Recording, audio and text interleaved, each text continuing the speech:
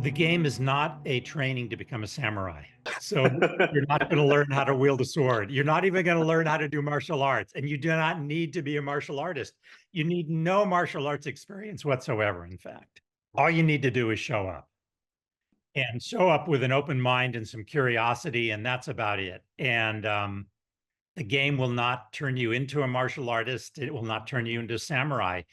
The context of the samurai is there are several things about it. One is that the samurai warriors were renowned for their ferocity and fierce demeanor. And also, they were deeply disciplined, not only in the arts of fighting, the martial arts, but they were disciplined and encouraged and strove to master other arts as well, including arts of the aesthetic, arts of governance, strategy, leadership.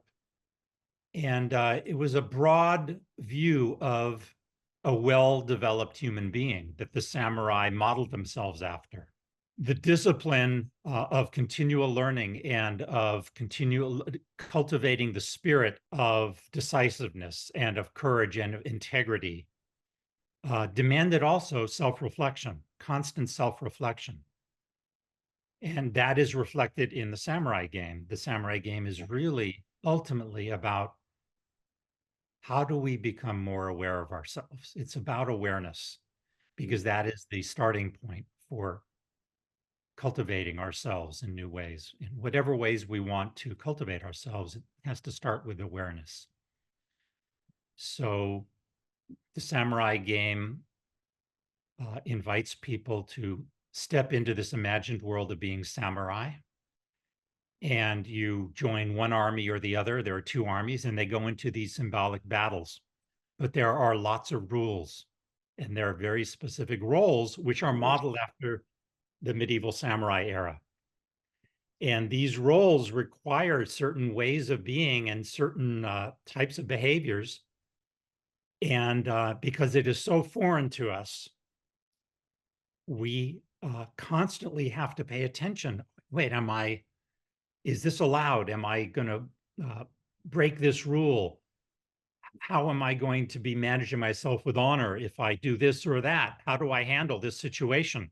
There are all of these dilemmas that show up, and that becomes the grist, the food for learning and for awareness that people get to work with in the samurai game. So really, the whole game is about self-awareness. How do I become more aware of who I am and what do I do when I'm faced with certain kinds of challenges? Of course, everything we do has consequences, but we don't always make the connection between what we're doing and the consequences that we're going to experience downstream later on. So we can often go through much of our life doing things, making decisions, and not realize how those decisions are going to play out. And the thing about the samurai game is that it's just a game. As intense as it is in the moment, and people can sometimes experience it as very, very intense, all absorbing in the moment. And that's the power of the game. But ultimately, it gives people an opportunity to do things, make decisions, behave in certain ways, and they'll get immediate consequences. In the samurai game, this is not really a spoiler. In the samurai game, those consequences could include you die in the game. There's life and death in the game.